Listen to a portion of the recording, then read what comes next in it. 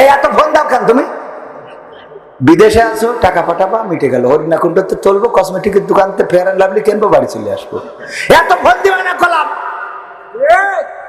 হ্যাঁ বলতে ভাই, ওই পাগলটা ফোন দিয়েছিল। ও এখন পাগল হয়ে গেল, বিদেশে খেটি টাকা পাঠায়, ওকে পাগল সহ্য না করি পারা আছে না নাই? চেয়ারম্যানও সাক্ষী দিচ্ছে এইটাই করে গো। করে মানে কি? আমাদের চোখের সামনে তো দেখতেছি। স্বামী আমার যেমন তেমন, দেওরাই আমার মনের মতন রে। বলে না বলে না?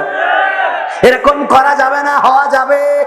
إن الحمد لله نحمده ونستعينه ونستغفره ونؤمن به ونتوكل عليه ونعوذ بالله من شرور أنفسنا ومن سيئات أعمالنا من يهده الله فلا مضل له ومن يضلله فلا هادي له ونشهد أن لا إله إلا الله ونشهد أن سيدنا محمدا عبده ورسوله الذي أرسله بالحق بشيرا ونذيرا وداعيا إلى الله بإذنه وسراجا منيرا فقد قال الله تعالى في كلامه المجيد والفرقانه الحميد সবাই পড়েন আউযু বিল্লাহি মিনাশ শাইতানির রাজিম বিসমিল্লাহির রাহমানির রহিম কাইফা তাকফুরুনা বিল্লাহি ওয়া কুনতুম আমওয়াতান ফাআহইয়াকুম সুম্মা ইউমীতুকুম সুম্মা ইউহয়ীকুম সুম্মা ইলাইহি তুরজাউন وقال الله تعالى في شأن حبيبي إن الله وملائكته يصلون على النبي يا أيها الذين آمنوا صلوا عليه وسلموا تسليما اللهم صل على سيدنا مولانا محمد দুইটা যেরকম লাগছে দুইটা অ্যাডজাস্ট করুন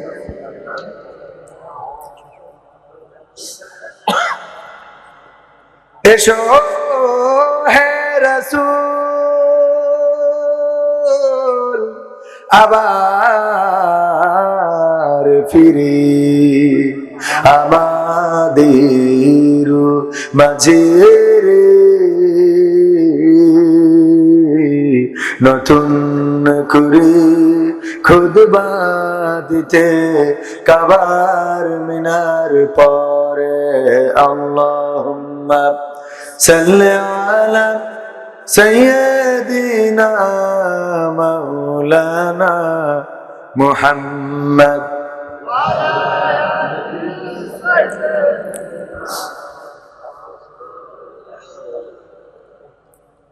নবীর নামে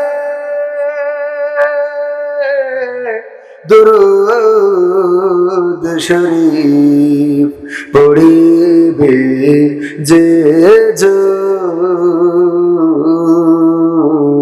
তার জন্য যে হারাম হবে জাহান্নামের আগুন আল্লাহুম্মা সাল্লি আলা সাইয়্যিদিনা মাওলানা মুহাম্মদ ওয়া আলা আলি সাইয়্যিদিনা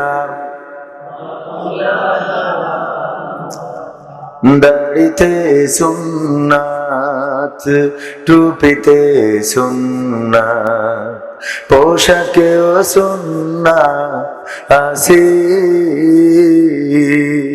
পাথরের আঘাত খাওয়া সেটা যে সুন্না, কেন মনে হয় না তোমার কাছে, কেন মনে হয় না তোমার কাছে। নবীর প্রেমে তুমি দাওয়াতে তাবলীগ ধারণ করেছ বুকে, সেই তুমি আজ কেন জুলুমের প্রতিবাদে আওয়াজ তোলো না মুখে।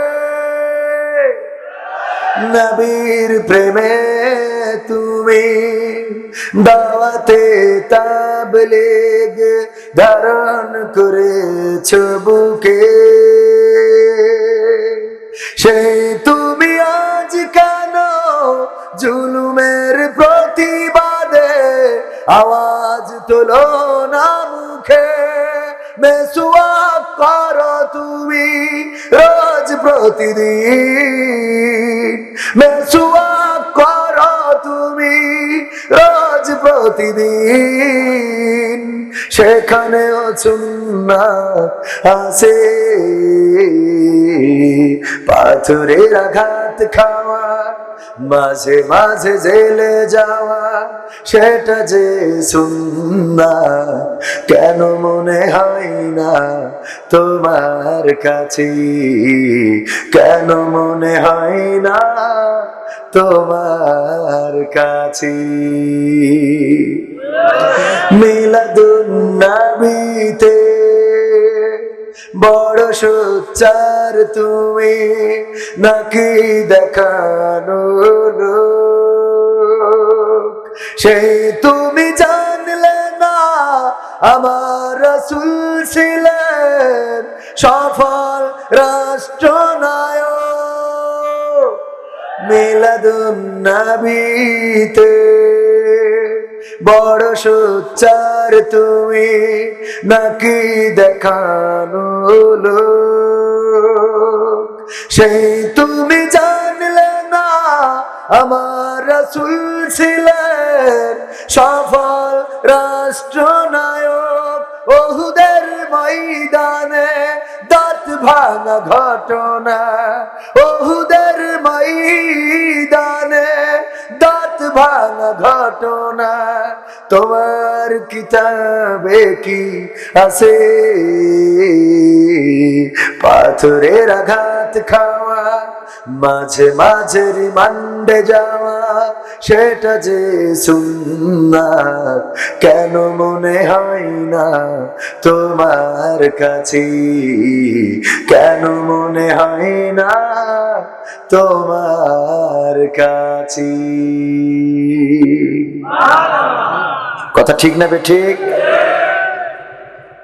কালাপাড়িয়া মন্দিরা যুব সমাজের উদ্যোগে আয়োজিত 2 দিন ব্যাপী ঐতিহাসিক তাফসিরুল কোরআন মাহফিলের সমাপনী দিনে প্রধান অতিথি জনাব, আজকে সভাপতিত্ব করছেন আপনাদেরই পরিচিত শ্রদ্ধাভাজন ব্যক্তিত্ব জনাব মোহাম্মদ আব্দুর রশিদ মাস্টার সাহেব। এছাড়া প্রধান অতিথি হিসেবে উপস্থিত থাকার কথা ছিল, হয়তো ব্যস্ততা কমলে আসতেও পারেন, জনাব মোহাম্মদ কাইয়ুম শাহরিয়ার জাহেদি হিজল সাহেব, মেয়র ঝিনাইদহ পৌরসভা। তাছাড়া অতিথি হিসাবে আরো উপস্থিত থাকার কথা জনাব মোহাম্মদ রফজেল হোসেন আছেন, উনি উপস্থিত আছেন আলহামদুলিল্লাহ। আজকে উদ্বোধন করেছেন জনাব মোহাম্মদ মাসুদুর রহমান, ইউপি সদস্য, 3 নম্বর ওয়ার্ড, 7 নম্বর রঘুনাথপুর ইউনিয়ন পরিষদের প্যানেল চেয়ারম্যান হিসাবেও দায়িত্ব পালন করছেন। আরো উপস্থিত আছেন অন্যান্য গণ্যমান্য ব্যক্তিবর্গ। আমার চেয়ারম্যান সাহেব আছেন, যিনি গতকালকের প্রধান অতিথি ছিলেন, আজকে উনি ওনার দায়িত্ব পালনে ছুটে এসেছেন। 7 নম্বর রঘুনাথপুর ইউনিয়ন পরিষদের সুযোগ্য চেয়ারম্যান, যাকে আপনারা নির্বাচিত করেছেন, জনাব মোহাম্মদ বশির উদ্দিন সাহেব। আমার আগে অত্যন্ত গুরুত্বপূর্ণ কথা উনি বলেছেন। মঞ্চে আরো গণ্যমান্য ব্যক্তিবর্গ যারা আছেন, যাদের পায়ের জুতা বহন করার যোগ্যতা আমি রাখি না, অনেকেই আছেন সামনে উপবিষ্ট, দিনদার ইমানদার মুসলমান ভাই বাবাজিরা। আমার থেকে অনেকেই ইলমে আমলে অনেক উপরে, আল্লাহর কাছে প্রিয় বান্দা অনেকেই আছে। মাওলানা মুফতি মুহাদ্দিস কারি, যাদের জুতা জোড়াটা সোজা করে দিতে পারলে নিজেকে ধন্য মনে করতাম। পর্দার অন্তরালে আছেন মা এবং বোনেরা, আমার দাঁড়ানো যুবক ভাইয়েরা, সবাইকে অন্তরান্তস্থল থেকে আনুষ্ঠানিকভাবে সালাম জানাচ্ছি, আসসালামু আলাইকুম ওয়া রাহমাতুল্লাহ। আমরা আল্লাহর শুকরিয়া আদায় করছি যে মহান রব দয়া করে মায়া করে আমাদেরকে মানুষের মধ্যে সৃষ্টি করেছেন, অথচ উনি চাইলে আমাদের অন্য কোনো প্রাণী করে পাঠাতে পারতেন না? আল্লাহর কোনো ঠেকা পড়ে নাই যে আমাদের মানুষ বানাইতেই হবে। আমাদের এই রূহটাকে একটা শিয়ালের রূহ হিসেবে আল্লাহ পাঠাইতে পারতেন, আমাদের রূহটাকে কুত্তার রূহ বানায় পাঠাইতে পারতেন, বাঘ সিংহ সাপ বেজি এগুলো বানায় পাঠাইতে পারতেন, কিন্তু আল্লাহ সেটা চান নাই। আল্লাহ রাব্বুল আলামিন আমাদের রূহটাকে আশরাফুল মাখলুকাত, সৃষ্টির শ্রেষ্ঠ জীব মানুষ হিসাবে এই রূহটাকে সিলেক্ট করেছেন, বাছাই করেছেন এবং পাঠিয়েছেন। এজন্য আল্লাহর শুকরিয়া আদায় করে বলছি আলহামদুলিল্লাহ। আমি উদাহরণ দিতে যেয়ে মাঝে মাঝে বলি যে মনে করেন আমাদের ডানে বামে বাগানে বনে জঙ্গলে শিয়াল আছে না নাই? এই শিয়াল দিনের বেলায় কি বের হয়? বের হয় না। শিয়ালের বাচ্চা হয়েছে, এখন বাচ্চা তো নিষ্পাপ, শিয়াল না হয় মুরগি ধরে খায়, কিন্তু বাচ্চা সে তো এখনো মুরগি ধরার বয়স হয় নাই, মায়ের দুধ খেয়ে বড় হয়েছে। এই বাচ্চাটা কোনোদিন কি মারে কইছে মা আমি তো অপরাধ করি নাই, আমি একটু বাইরে যাই? বলেছে না? বলার সাহস হয়েছে? ওই শিয়ালের বাচ্চা কোনোদিন সাহস করে বলে নাই মা আমি একটু জনগণের মধ্যে যাই, কারণ আমি তো মুরগি ধরি না। কারণ ওরা জানে সৃষ্টিগত ভাবে আল্লাহ তাদের জানিয়ে দিয়েছে যে তোরা দিনের আলোয় বেরোবি না, তাইলে কিন্তু আশরাফুল মাখলুকাত পিটাই শেষ করে ফেলবে। ঠিক না? ঠিক। বের হয় দিনের আলোয়। যেই শিয়ালটা সবচেয়ে ভালো, মনে করেন কোনোদিন কারো মুরগি ধরে নাই, কোনোদিন কারো মুরগি ধরা তো দূরের কথা, বরং অন্য যারা মুরগি ধরে তাদেরকে ওয়াজ করে করে শোনাইছে, দেখো মুরগি ধরো না, মানুষের ক্ষতি করো না, মানুষ এত কষ্ট করে মুরগি পালন করে, খামাখা তোমার খাওয়ার জন্য ব্যাঙ আছে, ইন্দুর আছে, সুসো আছে, আরো অন্যান্য প্রাণী আছে, এগুলো খাইতে পারো, মানুষের মুরগি কেন খাবা? যেই শিয়ালটা বলে, এই শিয়ালটা কোনোভাবে দিনের বেলা একটু সরিষার ক্ষেত থেকে বের হয়েছে, আর ওই দিন চেয়ারম্যান গেছিল একটু মাঠে ক্ষেত দেখার জন্য, চেয়ারম্যানের হাতে যদি পাইছনি এক কান থাকে, বলেন চাইলে মারবে না? মারবে না। অথচ ওই শিয়াল এতই ইমানদার যে কারো মুরগি তো ধরেই নাই, বরং অন্যদের আরো নিরুৎসাহিত করে, তারও কিন্তু রক্ষা নাই। এমন প্রাণী আল্লাহ বানাইয়া পাঠাইতে পারতেন না? পারতেন কিনা? যদি বাঘ বানাইতো, সিংহ বানাইতো, তাও কি দাম বেড়ে যেত? না, দাম বাড়তো না। বাঘেরা সুন্দরবন থেকে কোনোদিন আন্দোলন করে নাই যে আমরা কেন সারা জীবন সুন্দরবনে থাকবো, এখন চলো আমরা মোটামুটি সাতক্ষীরা দখল করে নিই, বলেছে কোনোদিন? বলে নাই। আল্লাহ তাদের অটোমেটিক ওই জায়গার জন্য সৃষ্টি করেছে, তারা ওখানেই স্বাচ্ছন্দ্য বোধ করে। আশরাফুল মাখলুকাত হিসাবে মানুষকে সৃষ্টি করেছেন শ্রেষ্ঠ জীব হিসাবে। এজন্য আল্লাহর শুকরিয়া আদায় করে বলছি আলহামদুলিল্লাহ। আমরা যেই সময় এখানে উপস্থিত হয়েছি, সেই সময় আজকে প্রথমেই বলে নিতে হচ্ছে, বেইলি রোড ঢাকা শহরে চেয়ারম্যান সাহেবও আছেন এখানে, আপনারাও জানেন বনিয়াদমপুরে ছারখার হয়েছে। কত গল্প শোনা যাচ্ছে, কত হাহাকার, কত রোনাজারি, মায়ের কান্না, বাবার কান্না, ভাইয়ের কান্না, বোনের কান্না, তাদের গগন বিদারী চিৎকারে আকাশ বাতাস প্রকম্পিত হচ্ছে। কেউ বা জীবন মৃত্যুর সন্ধিক্ষণে আছে, জীবন মৃত্যুর সাথে পাঞ্জা লড়াতো যায় না, কিন্তু বেঁচে থাকার জন্য সংগ্রাম করতে হচ্ছে। হাসিনা, শেখ হাসিনা বার্ন ইউনিটে অনেকেই ভর্তি আছেন। ভাইরা আমার, আল্লাহ চাইলে আমাদেরকে ওরকম কোন পরিস্থিতির মধ্যে রাখতে পারতেন না। যারা এই পরিস্থিতির মধ্যে পড়েছে তারা তো আমাদের মতোই মানুষ, ঠিক না ঠিক? যারা 1 ঘন্টা আগেও জানতো না যে জীবনে এমন একটা পরিস্থিতি আসতে যাচ্ছে। একজন বাবার লেখা পড়লাম, বাবার সাক্ষাৎকার পড়লাম, তার মেয়ের জন্মদিন ছিল, জন্মদিন উপলক্ষে সেখানে গিয়েছে কেক কাটতে, আর মেয়ে বলল যে বাবা আমাদের জন্মদিনটা কি আজকে আমাদের মৃত্যুদিন হতে যাচ্ছে? জন্মদিনটাও মৃত্যুদিন হতে যাচ্ছিল। বেঁচে ফিরেছেন, কিন্তু 45 জনেরও বেশি মৃত্যুবরণ করেছে, নিখোঁজ আছে এখনো আরো এরকম 2-4 জন খবর পাওয়া যাচ্ছে। ভাইরা আমার, এই পরিস্থিতি, এই জাতীয় পরিস্থিতি থেকে যে আল্লাহ আমাদেরকে মুক্ত রেখেছেন তার শুকরিয়া আদায় করার দরকার আছে না? সবাই বলছে আলহামদুলিল্লাহ। আর একটা কথা শুরুতেই বলে রাখি, যখনই কোনো ভবনে আগুন লাগে, যখনই কোনো ভবনে ফাটল সৃষ্টি হয়ে ধসে পড়ে, যখনই কোথাও কোনো ক্ষতিগ্রস্ত হয়, যখনই ব্রিজ ভেঙে যায়, যখন কোনো বাস অ্যাক্সিডেন্ট করে, তখন যে আমাদের প্রশাসনের ভাইয়েরা খুঁজে পায় এটা লাইসেন্স নাই, রোড ট্যাক্স নাই, ফিটনেস নাই, অনুমোদন নাই, এর কোনো কাগজপত্র নাই, যখন ক্ষতিগ্রস্ত হয় তখন খুঁজে পায়। এর আগ পর্যন্ত আমার ভাইয়েরা কোথায় থাকে? কথা কয় না। এর আগ পর্যন্ত এগুলো দেখার দরকার আছে না নাই? হতে পারতো যে ওই রেস্টুরেন্টে যদি আমার চেয়ারম্যান ঢাকায় গিয়েছেন কোনো কারণে, আর ওই রেস্টুরেন্টে খাইতে গিয়েছেন, আল্লাহ না করুন এরকম কোন বিপদের মধ্যে চেয়ারম্যানও পড়তে পারতেন কিনা? কবির বিন সামাদ গিয়েছে ঢাকায়, ওইখানে রেস্টুরেন্টে কাচ্চি ভাই খাইতে গেছে, এরকম বিপদ হইতে পারতো কিনা? এই জন্য আমি প্রথমে আহ্বান করব, আমার সরকার প্রশাসন শুধু নয়, প্রতিটা প্রজেক্টে টাকা ঢালছেন, কোটি কোটি টাকা, কিন্তু সেগুলো কোথায় যাচ্ছে? কোন গাড়ির ফিটনেস নাই, কোনটার রোড ট্যাক্স নাই, কোন বিল্ডিং এর অনুমোদন নাই, কোন রেস্টুরেন্টের পারমিশন নাই, এটা দেখার জন্য প্রশাসনেরা কোথায় থাকে? এগুলো দেখার দরকার আছে না নাই? যখন বনি আদম নিহত হয়, শহীদ হয়, মারা যায়, লাখ লাখ নয় হাজার হাজার মানুষের মৃত্যু হয়, তখন খুঁজে পাই কোনো কাগজপত্র নয়। তখন কেন খুঁজবেন? এগুলো আগে থেকে খোঁজার দরকার। যারা মারা গিয়েছে তারা দল মত নির্বিশেষে তারা বনি আদম, তারাই বাংলাদেশের নাগরিক, এই বাংলাদেশের সন্তান। সুতরাং প্রতিটা মৃত্যুর জীবনের দাম আছে না নাই? প্রতিটা জীবনের দাম আছে। ওই মারা যাওয়ার পরে সান্ত্বনা স্বরূপ বক্তব্য আর 20,000 করে টাকার চেক ধরিয়ে দেয়া একটা পরিবারের মৃত্যুর ক্ষতিপূরণ হতে পারে।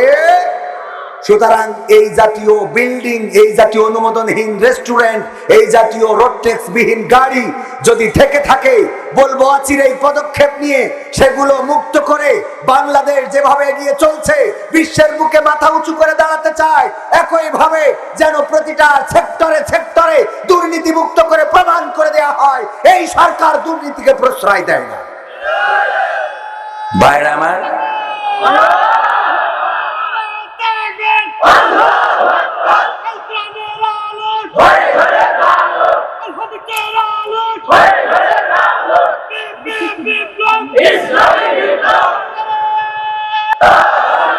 সম্মানিত ভাইরা আমার, যে মানুষগুলো মারা গেল তারা আমার আপনার হয়তো রক্ত সম্পর্কীয় কেউ নয়। আপনি মনে করলেন যে আমার ঝিনেদার কোনো মানুষ নয়, আমার হরিণা কুণ্ডের কোনো বাসিন্দা নয়, আমার এই কুলবাড়িয়া বাজারের কোনো লোক নয়, আমার চেয়ারম্যান মনে করলো যে আমার ইউনিয়নের লোক নয়, আমি চিন্তা করলাম আমার ঝিকরগাছার লোক নয়, আমার যশোরের লোক নয়, আমার আপন কোনো মানুষ নয়। কিন্তু এই জাতীয় ঘটনাগুলো যখন ঘটে, দুর্ঘটনাগুলো যখন ঘটে, তখন আমি আপনি নিজেরাই যে আক্রান্ত হব না তার কোনো গ্যারান্টি আছে নাকি? তার কোনো নিশ্চয়তা নাই। সুতরাং যারা বিপদে পড়েছে, আজকের মুসিবতে যারা পড়েছে, যেই সকল প্রাণগুলো চিরতরে পৃথিবী থেকে পুড়ে আঙ্গার হয়ে বিদায় নিল, আমরা দোয়া করি আল্লাহ রাব্বুল আলামিন যেন তাদেরকে ক্ষমা করে দেন, আল্লাহ যেন তাদের জান্নাত নসিব করে দেন। পাশাপাশি আমরা বলবো এই জাতীয় ঘটনা যেন পুনর্বার আর না ঘটে, সেই ব্যাপারে অবশ্যই পদক্ষেপ গ্রহণ করা লাগবে। দরকার আছে না নাই? কত গল্প, কত কষ্টের গল্প আমরা প্রায়ই শুনি। বেনাপোল এক্সপ্রেসে আগুন ধরানো হলো, কোন একজন সেই আগুন থেকে বেঁচে ফিরতে চায় নাই। যখন তার উদ্ধার করার জন্য মানুষেরা চেষ্টা করছিল, বলল আমি বাঁচতে চাই না। কেন বাঁচতে চাও না? কারণ এই ট্রেনে আমার সন্তান আছে, আমার স্ত্রী আছে, তারা পুড়ে ছারখার হয়ে গেছে, আমি কাদেরকে নিয়ে বাঁচবো? সুতরাং বাঁচতে চাই না। আমি আপনি টেলিভিশনের পর্দায় দেখলাম, মিডিয়ায় দেখলাম, ফেসবুকে দেখলাম, ইউটিউবে দেখলাম, আর চুপ থেকে গেলাম। না, আমার কেউ না, বেনাপোল এক্সপ্রেস পড়েছে, আমার কোন আপনজন তো পড়ে নাই। কিন্তু বিশ্বাস করেন, আপনি প্রতিবাদ না করার অর্থ হলো এইভাবে একের পর এক দুর্ঘটনা ঘটতে থাকবে, আর একদিন ওই দুর্ঘটনা আপনার ঘরের দরজায়ও পৌঁছে যাবে। এই জন্য সবাই সচেতন হওয়ার দরকার আছে না নাই? চেয়ারম্যান ওনার জায়গা থেকে সচেতন হবেন, আমরা আমাদের জায়গা থেকে সচেতন হব, মেয়র সাহেব মেয়রের জায়গা থেকে সচেতন হবেন, সংসদের এমপি যিনি তিনি সংসদে বিষয়গুলো উত্থাপন করবেন, যে আমার ঢাকা শহরে যেইগুলো বিল্ডিং এর যে মেয়াদ শেষ হয়েছে সেগুলো আছিরেই ভেঙে বিধ্বস্ত করে গুড়িয়ে দিতে হবে, নতুন বিল্ডিং তৈরি করতে হবে। যে গাড়ির ড্রাইভার গুলোর লাইসেন্স নাই, যেই গাড়ির ড্রাইভার হেল্পার গাড়ি চালায়, এরকম আছে না নাই? অ্যাক্সিডেন্ট করে যখন 7 জন 10 জন মারা যায় তখন শোনা যায় যে ড্রাইভার গাড়ি চালাচ্ছিল তার হেল্পার, এরকম শোনা যায় না? যায় না? আবার পত্রিকায় চলে আসে, মিডিয়ায় চলে আসে, এই গাড়ির রোড ট্যাক্স নাই, লাইসেন্স নাই, কাগজপত্র নাই, এই গাড়ির মেয়াদ শেষ হয়েছে আরো অনেক আগে, টায়ারের মেয়াদ শেষ হয়েছে আরো 1 বছর আগে, অমুকের মেয়াদ শেষ হয়েছে এত বছর আগে। আর আমরা প্রতিনিয়ত আমাদের প্রশাসনের ভাইদেরকে দেখি রাস্তায় আছেন, দাঁড়িয়ে চেক করেন, আসলে চেক করে যায়টা কোথায়? কথা কয় না। চেক আছে না নাই? আছে, কিন্তু অনেক সময় চেক গুলো হাতের মুঠোর মধ্যে দিয়ে হয়ে যায়। বলেন সুবহানাল্লাহ। ও নাউজুবিল্লাহ। হবে বর্ডার আছে না নাই?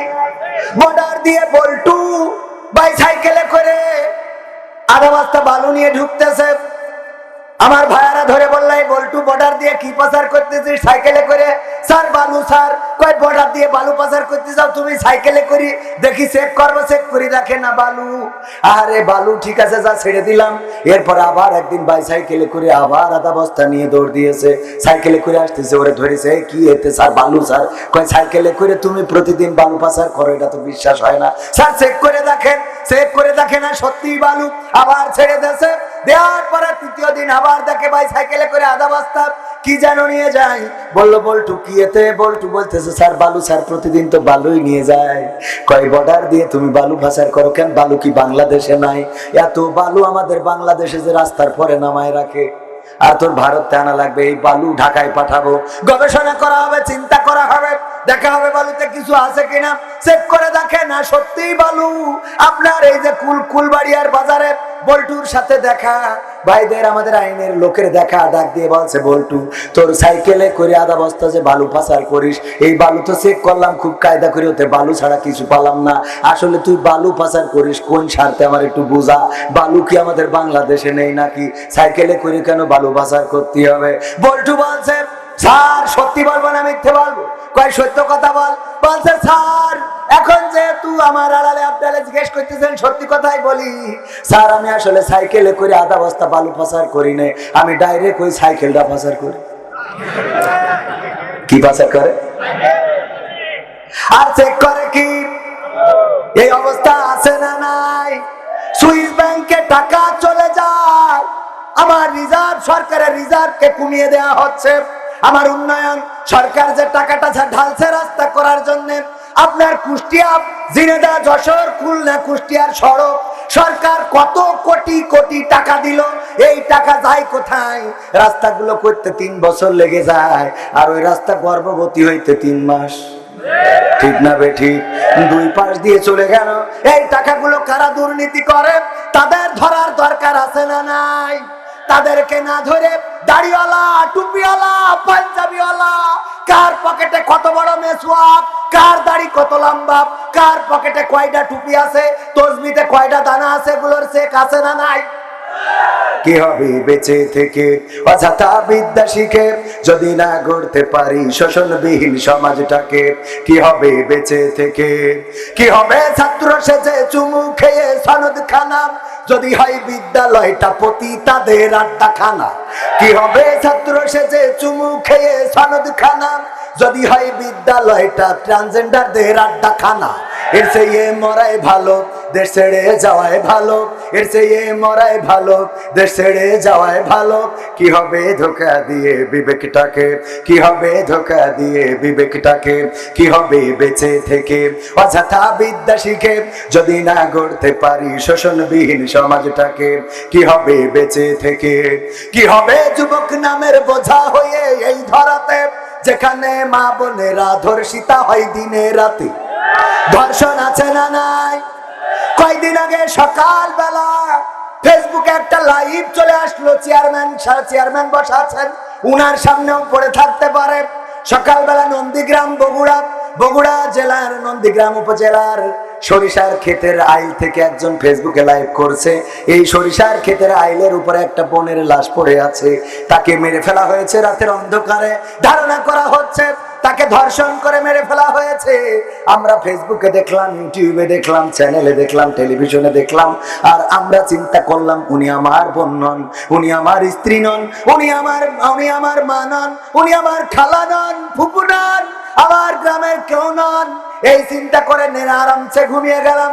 ওগো আমার ভাইয়েরা, কিন্তু একবারও কি চিন্তা করেছি যে এই বোনটাকে হত্যা করা হয়েছে, ধর্ষণ করে মেরে ফেলা হয়েছে, ও তো কারো না কারো বোন, কারো না কারো মা, কারো না কারো কলিজার টুকরা সন্তান। এমন কলিজার টুকরা সন্তান আমার চেয়ারম্যান উনার সন্তানের কথা বলেছেন। উনার মা স্ত্রীও মন খারাপ করেছেন যখন সন্তান ফোনটা চেয়েছে, দেয় নাই। আসলে উনারও মন কি চাই নাকি যে দেবে না, কিন্তু জানে কিছু কিছু কষ্ট না করলে সন্তান নষ্ট হয়ে যাবে। ঠিক না ঠিক? আজকালকের ছেলেরা বই নিয়ে আর বসে না, ও বাবা গুগলে সার্চ করিয়া পড়ি। ঠিক না বেঠে? ওরে একালের মেয়েরা কোরআন হাদিস ধরে না, আমার এখনকার মা বোনেরা কোরআন হাদিস পড়ে না। ও আল্লাহ, টিকটকে ভিডিও ওরা করে, করে না, করে না, করে মানে কি? গদখালির ছাতি টানানো রাস্তায় এখনো আমি যাওয়ার সুযোগ পাই নাই, আমার পাশের ইউনিয়ন, কিন্তু আমি এখনো সময় পাইলাম না। শুনলাম ওখানে নাকি লোক ধরে না। ও বাবা, ইয়াং পোলাপানের সাথে সব শ্রেণী পেশার মানুষ যায়, ছাতি টানায় রেখেছে, সুন্দর সুন্দর রং বেরঙের রাস্তা, সারা দেশে নাকি ওই এলাকা ভাইরাল হয়ে গেছে। তারপরে আবার একটা টিকটক করার জন্য চেম্বার বানাইছে গোল করে, একটা মোটর লাগাইয়ে মোবাইলের স্ট্যান্ড বানাইতেছে, চারিপাশে ঘুরে, চোখে পড়েছে না পড়ে নাই? আর ওখানে তাকে নাকে ধিনতা, নাচানাচি, গাওয়া গাওয়ি, কত কি, শুধুমাত্র এই বুরকা ছাড়া না, বুরকা ছাড়া না, এখন আবার বুরকাওয়ালারাও তাকে নাকে ধিনতা, আছে না নাই? চোখে পড়ে না, পড়ে না? আগে বুরকা ছাড়া নাচতো চেয়ারম্যান সাহেব, আর এখন ডাইরেক্ট বুরকা পরেও নাচছে। মনে হয় জামাত ইসলাম রাও বুরকা মডেলিং হয়ে গেছে। এখন বুরকা পরে যারা নাচছে ওরা কারা, ওদের একটু দেখার দরকার আছে না নাই? মাঝে মাঝে মনটাই চাই যে যাই যে বলি, ওগো এমন যে করো, আবার বাসর রাতি বলবা, যার সাথে বিয়ে হবে ওর বলবে যে আমার মতো সতী। বলে না, বলে না? আমার দিকে কেউ তাকানোর সুযোগ পায় নাই। আমি এমন ছিলাম, কোনদিন কেউ সাহস করে নাই আমার দিকে তাকিয়ে কথা বলতে। আই লাভ ইউ তো দূরের কথা। চেয়ারম্যান মনে চলে যাবেন? আছেন, যাক আলহামদুলিল্লাহ। চেয়ারম্যান থাকলে ভালো না মন্দ? আমরা চেয়ারম্যান সাহেব অনেকেই আছেন মাহফিলের পক্ষে কাজ করে না, আবার আসলেও বেশি সময় দেয় না, কিন্তু আপনাদের চেয়ারম্যান অনেক ভালো, বলেন আলহামদুলিল্লাহ। অনেক মাহফিলে গেলে বলে হুজুর, চেয়ারম্যান সাহেবই বলে দেয় হুজুর সময়টা তো বড্ড খারাপ, আপনি তো ভাই সব জানেন, বুঝে শুনে কথা বলে ওয়াজের রীতি টানেন, উস্কানি ফুসকানি মূলক বলবেন না কোনো কথা, এই মঞ্চে রাজনীতি ভাই করবেন না অযথা। আমরাও ভাই কোরআন জানি, মানি মোটামুটি, ঝামেলাতে থাকি মাঝে মাঝে নিয়ে ভোটা ভুটি। মক্তবেতে শিখেছিলাম আলিফ বা তা সা, কোরআন হাদিস মোটেও জানি না, এমন কিন্তু না, তাই রাজনীতি চলবে না, ও হুজুর রাজনীতি চলবে না, তাই রাজনীতি চলবে না, ও ভাই রাজনীতি চলবে। এবার বলে হুজুর শোনেন, আপনি মনে করছেন আমরা মাহফিলে এবার প্রথম দিছি? না, অনেক মাহফিল আমরা ইতিপূর্বেও দিছি, আর আমি নিজেও কত মাহফিলে যাই। আমি বললাম তাই কি? বলছে আমরা একবার এক হুজুর আনিলাম, তা কি হইল? বলছে অমুক হুজুর ওয়াজ করিল, কত মধুর সুর, কবরেতে গেলে পাবো ৭০,০০০ হুর। এমন ওয়াজ আছে না নাই? এমন ওয়াজ করলে কোনদিন হাতে হাত করা, পায়ে ডান্ডা বাড়ি কি লাগবে? অমুক হুজুর ওয়াজ করে কত মধুর সুর, কবরেতে গেলে পাবো 70,000 হুর। অনেক দোয়া আছে পড়লে কোটিতে সওয়াব, সারা জীবন পাপ করিলেও পেয়ে যাব মাপ। বাপ দাদারে নাজাত দিতে করেছি 40, আমার বেলায় 4টা গরু গোয়াল ঘরে পোষা। আমিও ভাই কিছুটা জানি, মানি না তা না, ছোটবেলায় শিখেছিলাম আলিফ বা তা সা।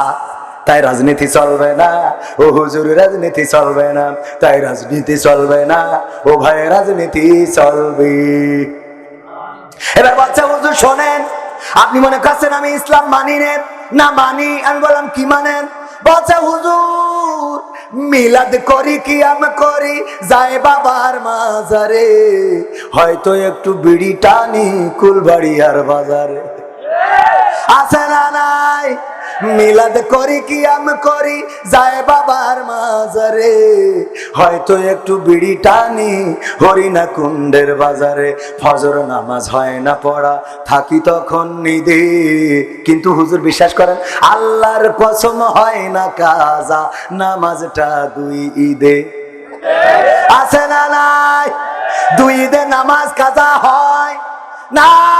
আবার অন্য ঘটনা ঘটে, ঈদের চাঁদ দেখার জন্য গেলাম, যাওয়ার পরে দেখি আকাশ মেঘলা, কুয়াশায় আচ্ছন্ন, দেখা যায় না। আমার ছেলে বলছে আব্বা বাড়ি চলো। বললাম কেন, ঈদের চাঁদ দেখা লাগবে না? বলছে না, টেলিভিশন জুড়বানে, ওখানে খবরে বলবেন।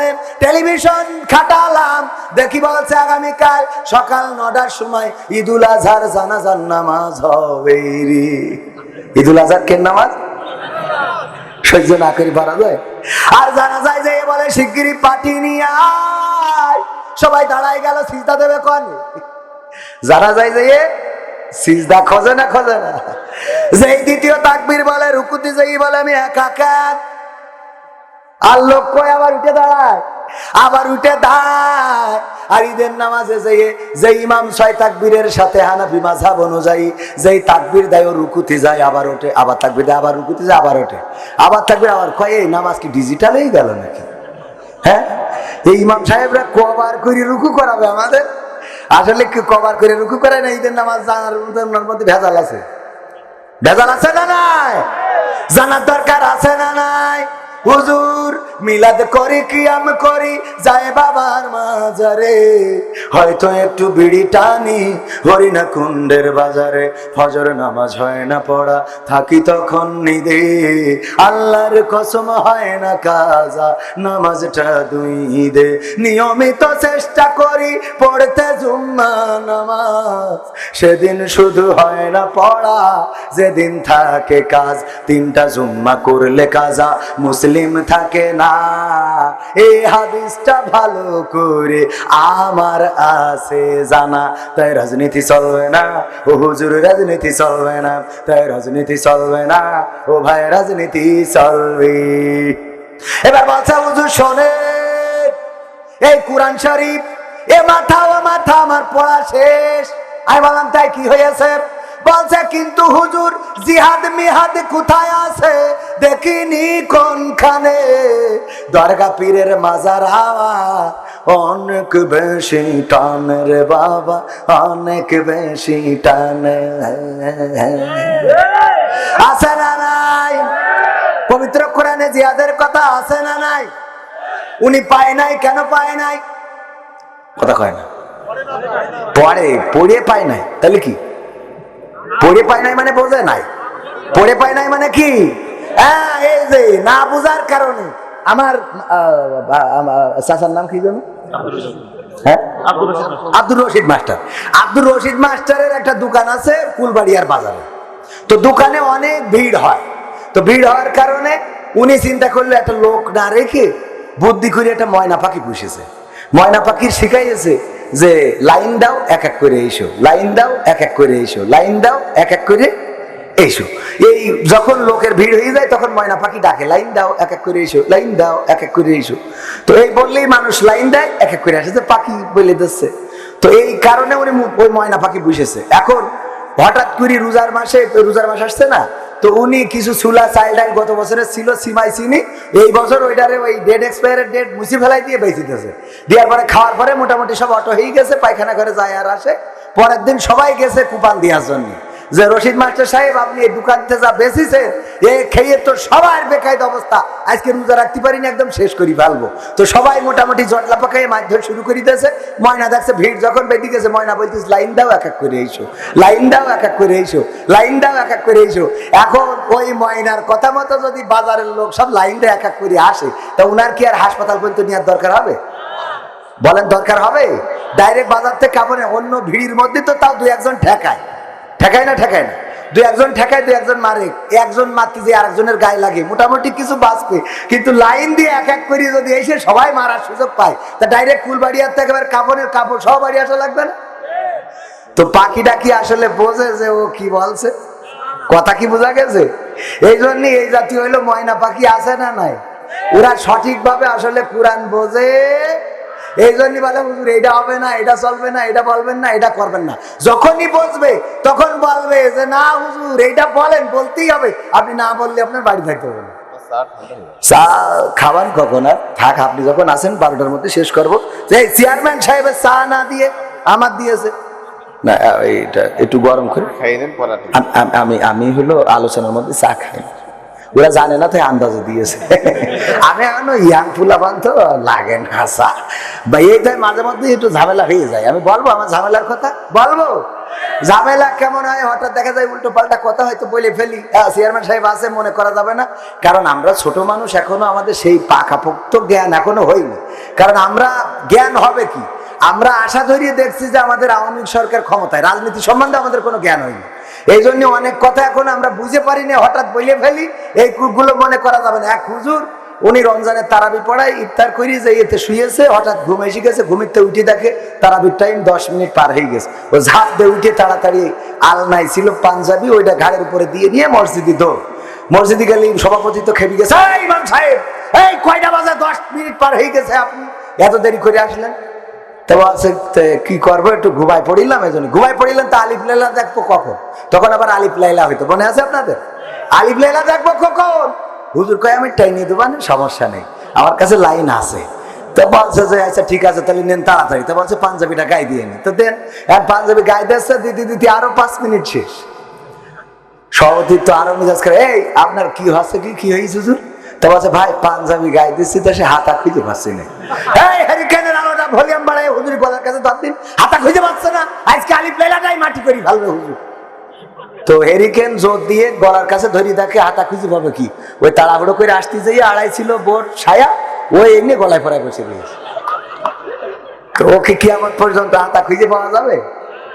তো এই জন্যই মনে করেন আমরা ওই মাঝে মাঝে কথা বলতে যাই, দুই একটা ওই রকম হয়তো হাতা ছাড়া বলে ফেলতে পারি। তো এটা মনে কিছু করা যাবে? হুজুর ওই যে মানে কোরআনের ওইটা মনে আছে তো, জিহাদ মিহাদ কোথায় আছে পাইনি কেন? আরেকটা বলবো বললে বলতে পারবেন। আব্দুল আলামিন ভাই চেনেন না? উনার এই উদাহরণটা, উনার ক্রেডিটটা উনার, আমার না। উনি বলতেছে এক মসজিদের, আজকে তো বরিশাল আর কাদের খেলা হচ্ছে, কুমিল্লা ফাইনাল, হ্যাঁ কুপাকুপি, ওইসব বাদ দিয়ে যে আপনারা এখানে আছেন আলহামদুলিল্লাহ। আমার যুবকেরা ডান পাশে দাঁড়ানো, ওদের অবশ্যই এনার্জি অনেক বেশি, বস্তি বললেই চলে যায় অনেকেই, এই জন্য আমি বস্তি বলি না। যে বস্তি বললেই চলে যায় তার থেকে দাঁড়ায় থাকবে সেই ভালো। দাঁড়ায় থেকে যদি থাকে তা সেটা ভালো, কিন্তু চলে গেলে খারাপ লাগবে। আপনারা কি চলে যাবেন? এই দাঁড়ানো মানুষরা চলে যাবেন? কেউ চলে থাকবেন? তো ভিতরে যদি জায়গা থাকে এখানে বসলে সওয়াব আছে না নাই? ওয়াইযা কুরিয়াল কুরআনু ফাসতামিউ লাহু ওয়া আনসিতু লাআল্লাকুম তুরহামুন। আমার আল্লাহ বলছেন যখন তোমাদের সামনে কোরআন তেলাওয়াত করা হয়, কোরআন থেকে পড়া হয়, কোরআন থেকে বলা হয়, কোরআন শোনানো হয়, তখন তোমরা চুপ থাকো এবং হৃদয়ের কান দিয়ে শোনো, যাতে করে তোমাদের উপরে আল্লাহর রহমত বর্ষণ হতে পারে। বলেন সুবহানাল্লাহ। সেই আল্লাহর রহমত আমরা চাই না। আমার যুবকেরা যদি এখানে বসে যেতে পারে, রহমত করবেন কে? এমন আছে না নাই? কারণ আল্লাহর রহমত নাই, অথচ একজন ইমামের দিকে তাকিয়ে দেখেন ৩,০০০, ৪,০০০, ৫,০০০ টাকা বেতন। হুজুর মানুষ সংসারে কত শান্তি, এত শান্তি যে একজন বড় লোকের 2টার বেশি ছেলে পিলে নেই, কিন্তু হুজুরের ৫-৭টা গুণে বালিশ গুণে বলা লাগবে। ঠিক না ভাই? ঠিক। মিল মহব্বত আছে না নাই? মিল মহব্বত না থাকলে কি ছেলে পিলে হয়? আগে তো ছেলে পিলে হইতো, আল্লাহ দিত, আর এখন আবার আইন চেঞ্জ হয়ে গেছে, চেয়ারম্যান ছেলে পিলে আল্লাহ দেয় না, এখন নেয়। এখন কি করে? আগে যদি চেয়ারম্যানে জিজ্ঞেস করা হইতো, চেয়ারম্যান সাহেব বাইসা কাইসা কয়জন, বলতো আল্লাহর মাল আল্লাহ দিয়েছে 5টা, এরম বলতো না? এখন যদি জিজ্ঞেস করেন কবির বিন সামাদের কাছে, কবির বিন সামাদ ভাই আপনার ছেলে পিলে কয়টা? কয় আমরা 2টা নিয়েছি, আর একটা নেবো করতেছি। ও 2টো নিয়েছে, আর একটা নেবো করতেছে। আমার স্ত্রী অবশ্যই নীতি চাচ্ছে না। ও ওর স্ত্রী নীতি চাচ্ছে না, কত বড় জাহেল। আবার বিয়ে করার পরে 2 বছর 3 বছর হয়ে গেছে, জিজ্ঞেস করা হয় দোস্ত বাচ্চা কাচ্চা হয়েছে? কয় আমি আমার স্ত্রী পরামর্শ করেছি যে আমরা 5 বছর কোনো বাচ্চা নেবো না। ও 5 বছর নেবে না, আল্লাহ আগে আল্লাহ দিত, আর এখন ওরা নেয়। 5 বছর নেবে না, 5 বছর পরে তারপরে আল্লাহর বলবে অনুমতি দিলাম। নাউজুবিল্লাহ বলবেন না?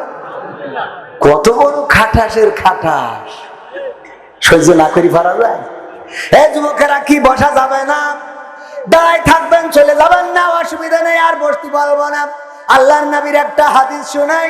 বিশ্ব নবী সাল্লাল্লাহু আলাইহি ওয়াসাল্লাম যখন কোরআন হাদিসের বয়ান করতেন, যখন রাসূল কোনো কথা বলতেন, আল্লাহ এবং আল্লাহর দ্বীন নিয়ে কথা বলতেন, যদি কোনো যুবক এসে দাঁড়িয়ে যেত, রাসূল যুবকদেরকে এত মহব্বত করতেন, নিজের গায়ের চাদরটা পুটলি করে ছেলে দিতেন, ওগো যুবকেরা নাও এটা বিছাও এবং ওখানে বসে পড়ো।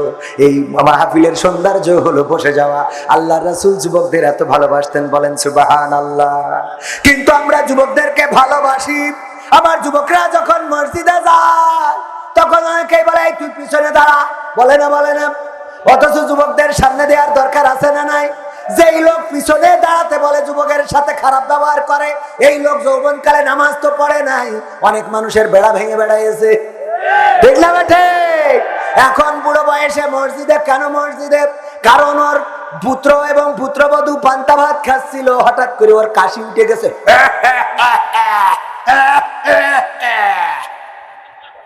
বৌমা বলছে, তোমার আব্বার কি আমি যেই পান্তা ভাত খাতি বসি সেই কাশি লাগে নাকি? ও কি কাশি লাগে না ইচ্ছা করে কাশি? মানে বলতেছে বৌমা, বলতেছে ছেলে। এবার ছেলে যে বলছে, আব্বা এই তুমি খাওয়ার সময় খবরদার জন্য বাড়ি থাকবা না, খাওয়ার প্রতিটা অর্থে তুমি বাড়ি থাকবা, তোমার যদি পান্তা ভাত খাওয়ার কোনো কায়দা থাকে না।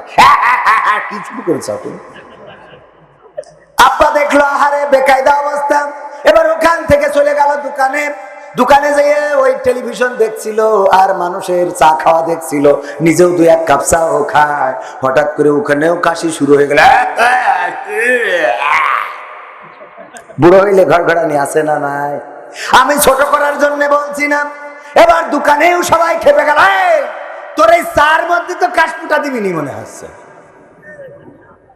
এখন চাচা দেখলো কোনো জায়গায় তো জায়গা নেই, চলে গেল মসজিদে। আর কেউ বের করার মতো কেউ আছে নাকি? না, কেউ নেই। ওখানে হেগে মুতে সব ছড়া দেয়, টয়লেটে যেয়ে বসে ঠিক মতো পানি মারে না, আছে না নাই? ওই জায়গায় বলার তো কেউ নেই। আবার যখন যুবকেরা ঢোকে ওদের পরে রাগ দেখায়, চোখ গরম করে। ছোট ছোট বাচ্চারা যদি নামাজের মধ্যে দুষ্টামি করে, খেলা করে, দৌড়াদৌড়ি করে, অমনি খেপে যায়, তোর আব্বার নাম কি? আছে না নাই? কারণ এই বয়সে তো মসজিদে আসেনি, ওর এই বয়সে মসজিদে আসলে ওর মেজাজ খারাপ হয়ে যায়। এই ছোট মানুষগুলোর সাথে এমন আচরণ করে যে ভয়তে পরে সপ্তাহে আর যাইতে চায় না। ঠিক না বেঠে? অথচ ছোট ছোট বাচ্চা শিশুদের তুরস্কের মসজিদ গুলোতে লেখা আছে, তুরস্কের রাস্তায় বিভিন্ন জায়গায় লেখা আছে, ছোট ছোট বাচ্চাদের কিচির মিচির আওয়াজ যদি মসজিদে না পাওয়া যায়, তাইলে আপনি আগামী জেনারেশন নিয়ে টেনশন শুরু করে দেন, কারণ আগামী জেনারেশন হচ্ছে একটি খারাপ জেনারেশন।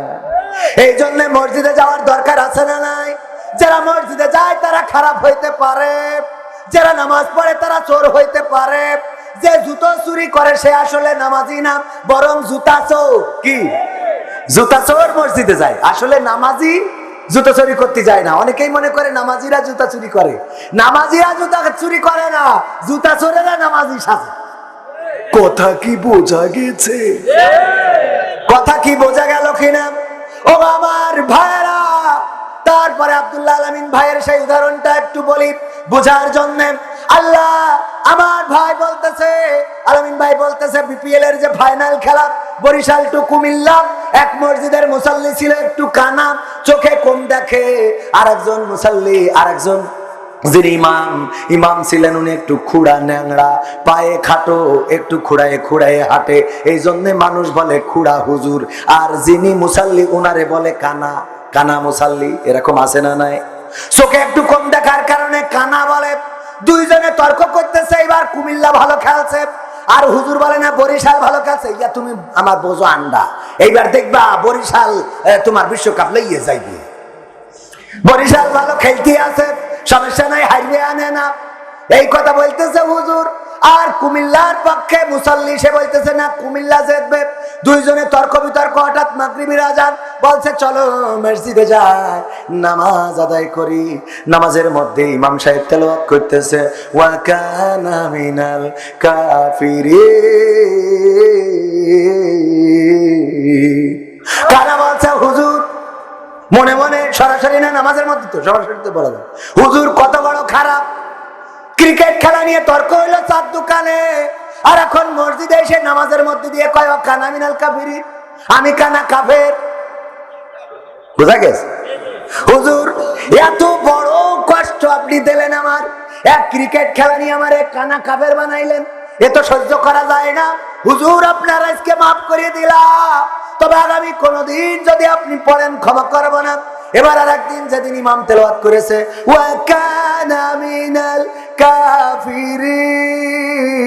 কাফিরিন, কারা বলছে হুজুর আজকে আর মাফ করলাম না, ক্ষমা করলাম না। আপনি ইমাম সাহেব এক ক্রিকেট খেলা নিয়ে কয়দিন আমার কাফের বানাবেন? আগের দিন বলেছেন আমি কিছু মনে করি নাই, কিন্তু আজকে আবার বললেন, অথচ আমার বউ মুরগি জবাই করে মুরগির কিডনি ফুসফুসে সব খুলে নিয়ে আপনার খাওয়ায়। ঠিক না বেটি? টিফিন বাক্সের মধ্যে ভরে দিই, হাড় দিই না, তুজো গোশত গুলো আপনাকে দিই, আর আপনি আমার বলেন ও কানা মিনাল কাফিরিন। আপনি ইমাম, আপনার পড়ার অধিকার আছে, আমি মুসাল্লি, আমারও লুকমা দেওয়ার অধিকার আছে, আমি লুকমা দিচ্ছি। আল্লাহু আকবার। ওয়া কুনা মিনাল ফাসিকিন। আমি কানা কাফের হইলে তুমি খুড়া ফাসিক। তাহলে কোরআন কি বুঝাবো, যে বোঝা কি গেছে? হুজুর জিহাদ মিহাদ কোথায় আছে দেখিনি কোনখানে, দরগা পীরের মাজার আমার অনেক বেশি টানে, সেথায় গেলে শর্টকাটে ভাই জান্নাত পাওয়া যায়, পরকালে তরাই নেবে চিন্তা তেমন নাই। পীর সাহেবের কাছে মুরিদ আমি আমার নেতা, বছর বছর নাজরানা দি আমি আবার সেথা, হইলে ওরস কোনোভাবে মিস তো করি না, ওখান থেকে আল্লাহ রাসূল হয়েছে জানা, তাই রাজনীতি চলবে না ও হুজুর, রাজনীতি চলবে।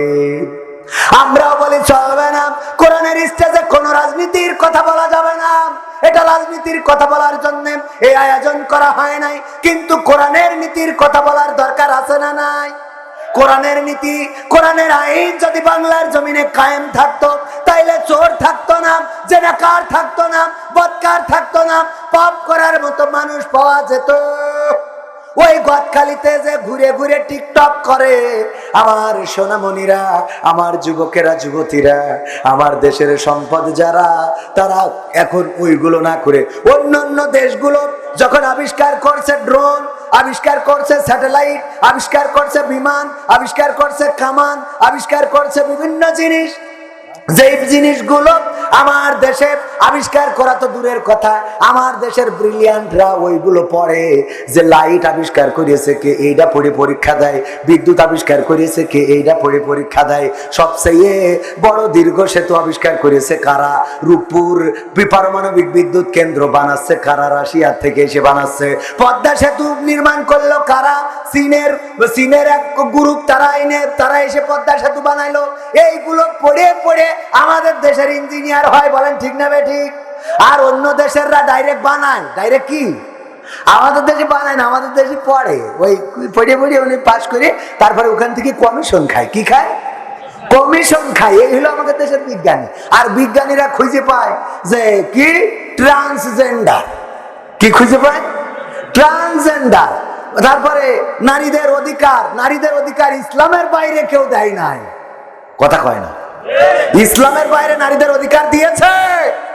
আল্লাহ রাসূল এমন একটা জামানায় এসেছিলেন যেই জামানায় কন্যা সন্তান জন্মগ্রহণ করলে তাকে পা ধরে আছাড় মেরে ফেলা হতো, অথবা জীবন্ত কবর দেয়া হতো, অথবা তাকে কোনো কূপে কোনো জায়গায় ফেলে দেয়া হতো। আর কান্নাকাটি করতে করতে এক সময় স্তব্ধ হয়ে যেত। এমন একটা সময় আল্লাহ রাসূল এসে কন্যা সন্তানদেরকে এতটাই মর্যাদা দিলেন, নারীদের এতটাই মর্যাদা দিলেন। আল্লাহ রাসূলের কাছে একজন সাহাবী এসে জিজ্ঞাসা করলো, ওগো রাসূল, আমরা সেবা করব, কাকে বেশি সেবা করব? আল্লাহ রাসূল বললেন, তোমার মাকে, তারপরে কাকে? তোমার মাকে, তারপরে কাকে? তোমার মাকে, তারপরে কাকে? তোমার বাবাকে কয় গুণ দিয়েছে? 3 গুণ শুধু দেন নাই, আল্লাহ রাসূল স্ত্রীদেরও মর্যাদা দিয়েছেন। কেমন মর্যাদা দিয়েছেন? আল্লাহ রাসূল নিজেদের স্ত্রীদের সাথে আল্লাহ আম্মা আয়েশা রাদিয়াল্লাহু তাআলা আনহাকে ডাক দিলেন, বললেন, আজকে তো চাঁদনি রাত, চলো একটু এই চাঁদনি রাতে চলে যাই। এই চাঁদনি রাতে যে আমরা ওই যে দূরে টিলাটা দেখা যায়, দুইজনে দৌড়াবো, দেখি কিটা ফার্স্ট হয়। এই কাজ করেছেন কে? যারা মনে করে ইসলামে কোনো রসকস নেই, আনন্দ নেই, আমার বিশ্বাস চেয়ারম্যানও কোনোদিন স্ত্রীর সাথে দৌড় প্রতিযোগিতা করিনি। আমার ধারণার কথা বলছে, আমি তো করিনি, সবাই পাই না, আজকে বেড়াবো না দৌড়ো, তো এইসব করি বেড়াতে। আপনারা কয়দিন দৌড়াইছেন? না, কোনোদিন তো র্যাকেট খেলা আছে না নাই? র্যাকেট খেলেন স্কুল মাঠে, কেন পাঁচিলের মধ্যে লাইট জ্বালায়? আপনি আর আপনার স্ত্রী কি র্যাকেট খেলতে পারেন না? তবে সাবধান, আমার শালীদের সাথে খাইলেন না। একে তো একরকম বললে আর একরকম করি বেশি থাকে, হুজুর বলিয়েছে একরকম বললে আর একরকম। এই কাজ করা যাবে? শালীর সাথে না, স্ত্রীর সাথে র্যাকেট খেলবেন। স্ত্রীর সাথে পাঁচিল দিয়া বাড়ি যদি হয়, পর্দার মধ্যে ক্রিকেট খেলবেন, স্ত্রীর বলবেন যে বল করো আর আমি ব্যাট করব। আমার রাসূল এটা শিখিয়েছেন, এটা রাসূলের সুন্নাত। রাসূল বললেন, দৌড় দাও, ওই পাহাড়ের টিলাটায় দেখি কে আগে পৌঁছায়। দৌড়ালেন, আল্লাহর নবীকে রেখে আম্মা আয়েশা রাদিয়াল্লাহু তাআলা আনহা ফার্স্ট হয়ে গেলেন। আনন্দে বললেন, গোল দিয়েছি, গোল দিয়েছি। আনন্দ করে বললেন, আমি জিতে গেলাম। আল্লাহ রাসূল বললেন, অসুবিধা নাই। আবার একদিন চাঁদনি রাতে, পূর্ণিমার রাতে রাসূল ডাকলেন, বললেন, আয়েশা চলো আজকে আবার একটু দৌড়াবো। আম্মা আয়েশা রাদিয়াল্লাহু তাআলা আনহাকে নিয়ে দৌড়ালেন। দৌড়ায় এবার আল্লাহ রাসূল ফার্স্ট হয়ে গেলেন। আম্মা আয়েশা মাথা নিচু করে রাখলো। আল্লাহ রাসূল বলল, ওগো আয়েশা, তুমি কেন খাই কষ্ট নিচ্ছ? কেন মনে ব্যথা নিচ্ছ? তোমার কি মনে নাই তুমি একদিন আমাকে গোল দিয়েছিলে? আজকে সেটা আমি শোধ করে ডুরা করে দিলাম। সুবহানাল্লাহ। ইসলামের মধ্যে রসকস আছে না নাই? কিন্তু সেইগুলো না করে আহারে এখনকার পুরুষেরা গান গায়, আমি পারি না আর পারি না, আমার স্ত্রী কেন মরে না, আজরাইল কি চিনে নাই আমার স্ত্রী রে গো, আমি পারি না আর পারি না। গায় না? আমার স্ত্রীরাও গান বানাইছে, আমি পারি না আর পারি না, আমার স্বামী কেন মরে না, আজরাইল কি চিনে নাই আমার স্বামী রে গো, আমি পারি না আর পারি না। আছে না নাই? স্ত্রীরাও স্বামীদের, এই যে ভাইজান বললো যে ওর ঘর করবেই না, ওর ঘর করবই না, ওর ভাত খাবই না। অনেক নারী আছে খাবে কি, উনি তো আবার ইমতে আর একজনের সাথে টাঙ্কি মারে। আছে না নাই? ওরে বাবা, ওর চুলির কাটিং ভালো লাগে, ওর দাঁতে যতই পোকা লাগা হোক, বিরাজ করুক আর না করুক, ভাল লাগে। ফোন দেয়, হ্যাঁ বল্টু ভাই, কতদিন হলো আপনি কল করেন না গো? হ্যাঁ, আপনার হাসিটা খুব ভাল লাগে, এই চুলের কুর্তা কাটিং কোথা থেকে দিয়েছে? গুডু। এবার যে ওর স্বামী ফোন দেয়, ধরি কয়, হ্যালো, হ্যাঁ বলো কি হয়েছে? এই এত ফোন দাও কেন তুমি? বিদেশে আছো, টাকা পাঠাবা, মিটে গেল। হরিণাকুণ্ড তো চলবো, কসমেটিকের দোকানতে ফেয়ার অ্যান্ড লাভলি কিনবো, বাড়ি চলে আসবো। এত ফোন দিবে না কলাম। হ্যাঁ বলতে ভাই, ওই পাগলটা ফোন দিয়েছিল, ও এখন পাগল হয়ে গেল, বিদেশে খাইটি টাকা পাঠায়, ওকে পাগল সহ্য না করি পারা। হ্যাঁ আছে না নাই? চেয়ারম্যানও সাক্ষী দিচ্ছে, এইটাই করে গো, করে মানে নাকি আমাদের চোখের সামনে তো দেখতেছি বউ আমার যেমন তেমন, শালি আমার মনের মতো গরি। আবার স্বামীরাও গায়, ওই স্ত্রীরাও বলে স্বামী আমার যেমন তেমন, দেওরাই আমার মনের মতন রে। বলে না বলে না? এরকম করা যাবে না, হওয়া যাবে। আর অল্প সময় থাকতে কি কষ্ট হবে নাকি? কষ্ট হবে? থাকা যাবে? খারাপ লাগছে বাজান? আমি পবিত্র কোরআনের সূরা বাকারা 2 নম্বর সূরার একটা আয়াত কারিমে তেলাওয়াত করেছি, মনে আছে না নাই? আল্লাহ বললেন কাইফা তাকফুরুনা বিল্লাহি ওয়া কুনতুম আমওয়াতান ফাহইয়াকুম সুম্মা ইউমিতুকুম সুম্মা ইউহয়িকুম সুম্মা ইলাইহি তুরজাউন। আমার আল্লাহ বলছেন, ওগো আমার বান্দারা, ওগো আমার হরিণা কুণ্ডবাসী, ওগো আমার মন্দিরা, কি জানো কালাপাড়িয়া মন্দিয়াবাসী, তোমরা শুনে নাও, তোমরা কেমন করে আমি আল্লাহকে ভুলে যাও। কাকে? আল্লাহকে। আল্লাহকে ভুলে যাও, অস্বীকার করো, আল্লাহর সাথে কুপুরি করো। কুপুরি করার বাংলা কি? অস্বীকার করা। বাংলা কি? অস্বীকার করা। কেমন করে আমাকে অস্বীকার করো, অথচ তোমাদের কোনো অস্তিত্ব ছিল না, তোমাদের কোনো আকার ছিল না, তোমাদের কোনো আকৃতি ছিল না, তোমাদের কোনো চেহারা সৌন্দর্য ছিল না, এই পৃথিবীর পরে তোমাদের কোনো অস্তিত্বই তো ছিল না। আমি আল্লাহ তোমাদের সৃষ্টি করলাম, আবার একদিন আমি তোমাদের মৃত্যু ঘটাবো, আবার একদিন পুনরায় তোমাদের পুনরুজ্জীবিত করাবো। বেলা শেষে ফিরে যাওয়া লাগবে কার কাছে? কার কাছে ফেরা লাগবে? সেই আল্লাহর কাছে যদি ফেরা লাগে, ভাইরা আমার, এই বাংলাদেশে মনে করেন কেউ একজন খুন করেছে, অথবা কেউ একজন ধর্ষণ করেছে, অথবা কেউ একজন অন্যায় করেছে, দুর্নীতি করেছে, বড় ধরনের অপরাধ করেছে, সরকারিভাবে তার নামে নিষেধাজ্ঞা জারি হয়ে গেছে যে এ যেন বেরোইতে না পারে, যেখানে পাও সেখানে ধরো।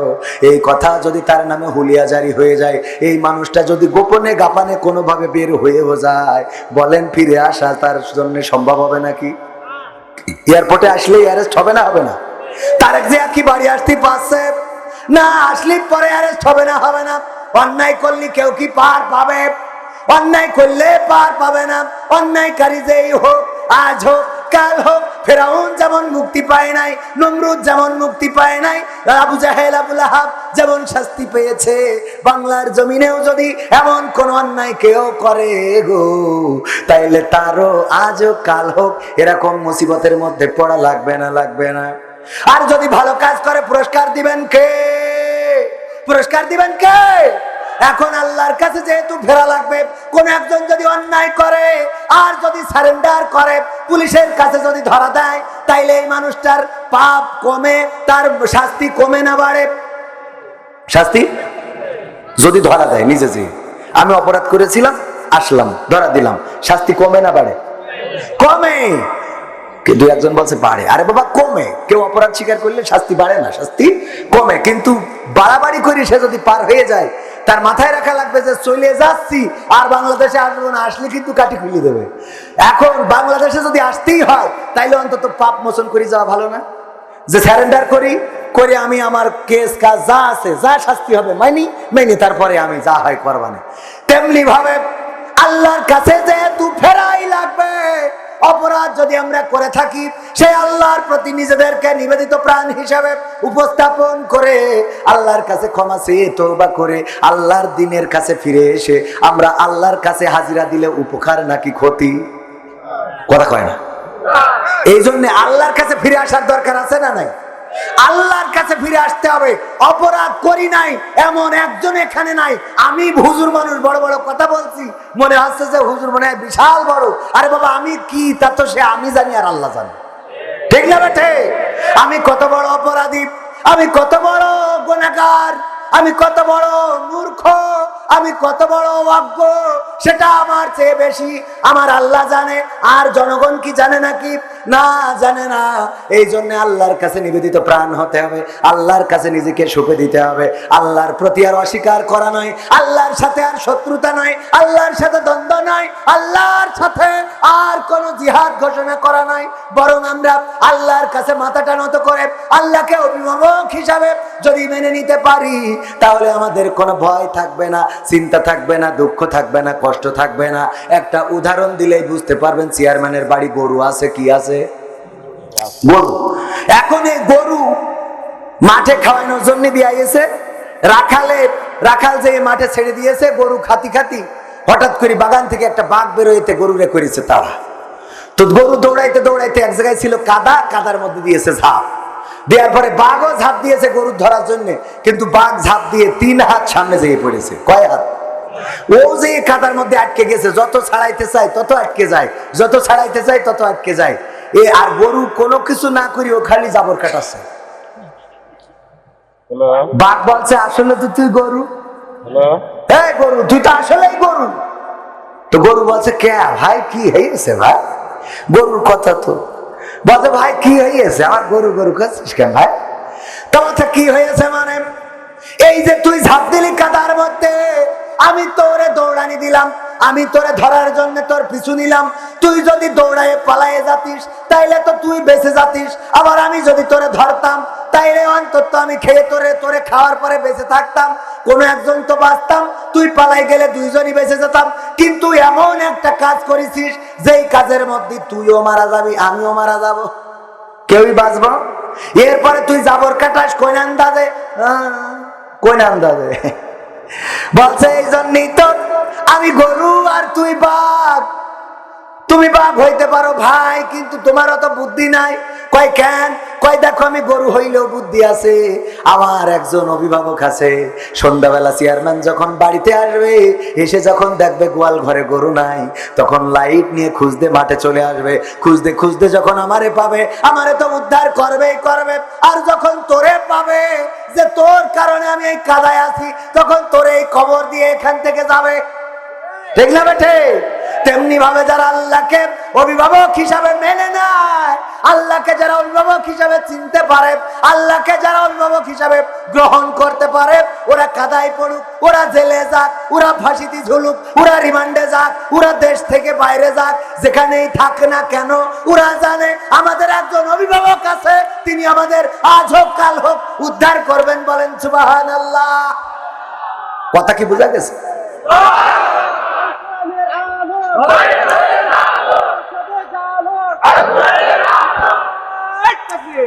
কি হবে বেঁচে থেকে অযথা বিদ্যা শিখে যদি না গড়তে পারি শোষণবিহীন সমাজটাকে? কি হবে বেঁচে থেকে? কি হবে যুবক নামের বোঝা হয়ে এই ধরাতে, যেখানে মা বোনেরা ধর্ষিতা হয় দিনে রাতে? কি হবে যুবক নামের বোঝা হয়ে এই ধরাতে, যেখানে মা বোনেরা ধর্ষিতা হয় দিনে রাতে? যৌবনের সার্থকতা ঘুষিবে সকল ব্যথা, যৌবনের সার্থকতা ঘুষিবে সকল ব্যথা। পারো যদি বলি দিতে মানুষ রূপী পশুটাকে, পারো যদি বলি দিতে মানুষ রূপী পশুটাকে? কি হবে বেঁচে থেকে অযথা বিদ্যা শিখে যদি না গড়তে পারি শোষণবিহীন সমাজটাকে? কি হবে বেঁচে থেকে? কি হবে লেখালেখি কলমবাজির ওই মহড়া, সমাজের আসল চিত্র যদি না যাই তুলে ধরা? কি হবে টিভি চ্যানেল সাংবাদিকের এই ক্যামেরা, সমাজের আসল চিত্র যদি না যায় ভিডিও করা? যদি ওই ঘুষের বলে কলমটা উল্টো চলে, যদি ওই হ্যালো কলে ক্যামেরা উল্টো বলে, তবে কি যাবে রোখা দুর্নীতিকে? যাবে? তবে কি যাবে রোখা দুর্নীতিকে? কি হবে বেঁচে থেকে অযথা বিদ্যা শিখে যদি না গড়তে পারি শোষণবিহীন সমাজটাকে? কি হবে বেঁচে থেকে? কি হবে নামাজ রোজা ইমানদারির বড়াই করে কোরআনের কর্মীগুলো থাকে যদি কারাগারে? ঠিক না বেটে? কি হবে নামাজ রোজা ইমানদারির বড়াই করে কোরআনের খাদেম গুলো থাকে যদি কারাগারে? মসজিদের কোণে বসে জিকির যত করো কষে, মসজিদের কোণে বসে তাসবিহ যত টানো ঠেসে, এভাবে যায় না পাওয়া আল্লাহকে? যাবে?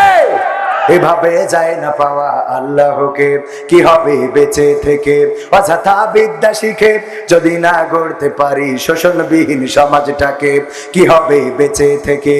কি হবে আলেম হয়ে ইমাম সেজে মসজিদেতে পারো যদি সত্য কথা উচ্চ স্বরে না বলিতে? এমন আলেম আছে না নাই সত্য কথা উচ্চ স্বরে বলে না?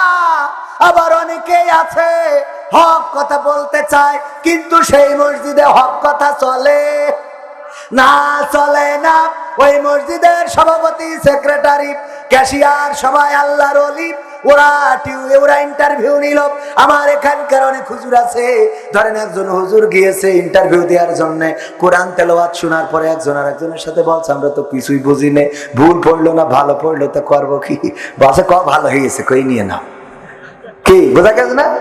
ইন্টারভিউ যারা নাই ওরা কি ভালো বোঝে না? বোঝে না। বললো ঠিক আছে চলবে, হুজুর আগামী সপ্তাহ থেকে আপনি নামাজ পড়াবেন। জুম্মার দিন হুজুর আলোচনা করতেছে, ওগো আমার ভাইরা, দয়া করে কেউ সুদ খাবেন না। সুদ খাওয়া অনেক বড় গুনার কাজ। ছোট গুনাহ হলো মায়ের সাথে জেনা করার শামিল, নাউজুবিল্লাহ। আর বড় গুনাহ হলো আল্লাহর সাথে যুদ্ধ করার শামিল। সুতরাং সুদ খাবেন না, এটাই আমার অনুরোধ ভাইজানেরা আমার, দয়া করে কেউ সুদ খাবেন না। এই কথা বলার পরে নামাজ শেষে সভাপতি ডাকতেছে, দেখি বলছে হুজুর এইদিকে আসেন। কি হয়েছে? বলছে আমি যে সুদ খাই আপনার বললো কিডা? আমি যে সুদ খাই আপনার বললো কিনা? বলছে কেউ তো বলে নাই। তাইলে আপনি জানলেন কি করে আপনার বাড়ি হরিণা কুণ্ড? আইসেন যশোরে ইমামতি করার জন্য। বললো আমি কোরআন হাদিস থেকে পেয়েছি আর সেই অনুযায়ী কথা বলেছি। বলছে কথা বলার সময় দেখলাম আপনি বারবার আমার দিকে তাকাচ্ছিলেন, তার মানে মনে হয় আপনার কেউ বলেছে, এই জন্য আমার আজকে এই ওয়াজ শোনালেন। হুজুর শোনেন, আপনি যদি এমন ওয়াজ করেন আপনার ইমামতি কিন্তু চলবে না। এরপরের সপ্তাহে হুজুর চিন্তা করলো সুদ বাদ, এরপরের সপ্তাহে ওয়াজ করলো ঘুষ নিয়ে। বলতেছে ভাইরা, ঘুষ খাবেন না, ঘুষ নেবেন না, ঘুষ দেবেন না। ঘুষ হাতের মুঠোর মধ্যে করে ওই যে নেন এইভাবে নেবেন না। না, এই ওয়াজ করার পরে সেক্রেটারি বলছে হুজুর এইদিকে আসেন, আমি স্কুল কমিটির সভাপতি, মসজিদ ম্যানেজিং কমিটির সেক্রেটারি। হ্যাঁ, স্কুলে শিক্ষক নিয়োগ দেওয়ার সময় কিছু টাকা লেনদেন হয়েছে, আপনার কানে তুলে দেশ কিটা তাই বলেন।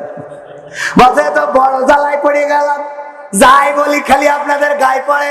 আমি তো আসলে ওইভাবে বলি না, কোরআন হাদিসে সুদ ঘুষ হারাম করা, তাই আমি ওয়াজ করেছি। বলছে এই ওয়াজ করবেন না। আপনি দেখলাম ওয়াজ করার সময় আমার দিকে তাকাচ্ছিলেন, তার মানে মনে হয় আপনার কেউ কানে কানে বলেছে আমি কিছু লেনদেন করেছি। হুজুর ইমামতি কিন্তু থাকবে না, পাশাপাশি কাটি খুলে ফেলবো, আপনি সাবধানে কথা বলবেন। এরপরে পরের সপ্তাহে চিন্তা করলো যে আর কোনো কথা নয়। এই পরের সপ্তাহে ওয়াজ করলো যে ওই সব বাদ। এইবার ওয়াজ করেছে পরকিয়া নিয়ে, কারণ উনি মনে করেছে পরকিয়া করার মতো কোনো লোক নেই। বলছে দেখেন ভাবিদের সাথে বেশি টাল্টি বাল্টি করবেন না, ভাবিদের বাজার করে দিতে যাবেন না, ভাবিদের নিয়ে হাসপাতালে যাবেন না, ডাক্তারখানায় যাবেন না, ভাবিদের সাথে সুসম্পর্ক রাখবেন না। ক্যাশিয়ার ছিল একটু ইয়াং, এখনো বিয়ে করে পারে নাই। ক্যাশিয়ার বলছে যে হুজুর এদিকে আসেন। কি হয়েছে? বলছে আমি যে মকসেদের পর বাজারে নিয়ে গেলাম, ঝিনেদার বাজারে, ডাক্তারের কাছে আপনার সাথে বলিস কিডা? বলছে তো বেকায়দা অবস্থা। বলছে আমার দোস্ত যখন মালয়েশিয়ায় গেল তখন আমার বললো দোস্ত বউডারে দেখে রেখো, আর আমি সেই বউডারে দেখে রাখি। হঠাৎ ডাক্তারখানায় যাওয়ার জন্য আমার ফোন দিল, আমি নিয়ে গেলাম। রাস্তায় বিট বানায় রেখেছে সরকার, আমার কি দোষ? ব্রেক দিছি, ঘাড়ের পর পড়িস, তা আমার কি? ইসলাম এই এই এই এই ওটো কেন? হ্যাঁ,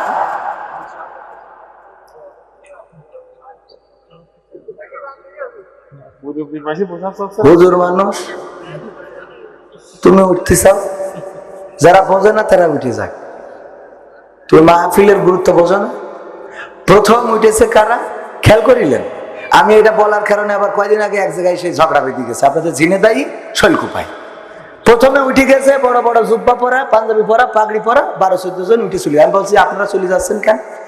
যদি ভালো না লাগে, মাহফিল শুনতে যখন আইছেন আপনারা বক্তা দেখে আসবেন কেন? আসবেন যে হবে কোরআন হাদিস থেকে কথা বলবে তাই শুনবো। আপনি উঠে চলে যাচ্ছেন। আপনারা যদি উঠে চলে যান তাহলে বুঝাবো কাদের কথা কন, ঠিক না ভাই? ঠিক। এই জন্য উঠে চলে যাবেন, আমিও তো চলে যাবো। আমার কাজ কি আপনাদের থেকে কম নাকি? আপনারা তো মাহফিল শোনেন একদিন, আর আমার তো প্রতিদিন। চেয়ারম্যানের তো দিন 3-4 দিন। আমি তো তাও একটা করে করি। চেয়ারম্যান ভুল বললাম না সত্যি বললাম? থাকে না দুই তিনটে করে থাকে। তো চেয়ারম্যান এত ব্যস্ত, 3 সাইডে মাহফিল, উনি বসে থাকতে পারছে, তোমার কাঠি মারছে কৃষি, শয়তানে কাঠি মারছে পাকামো। আর একটু সময় থাকা যাবে না? আমার আলোচনার মধ্যে ডিস্টার্ব করে দেবেন এতক্ষণ, আমি গা ঘেমে গেল, বুঝতে পারছেন? আর আমার মাইকালা ভাইরা আপনাকে খারাপ করছি না, সাউন্ড ভালো, কিন্তু আরো ভালো করতে হবে। আমি মাইকালাদের খারাপ বলতে চাইনি, কারণ রিজিকির পরে হাত তুলতে চাইনি। আমার মাইক ভাইয়েরা আর একটু আমার গলা টানতেছেই, তবে সাউন্ড ভালো।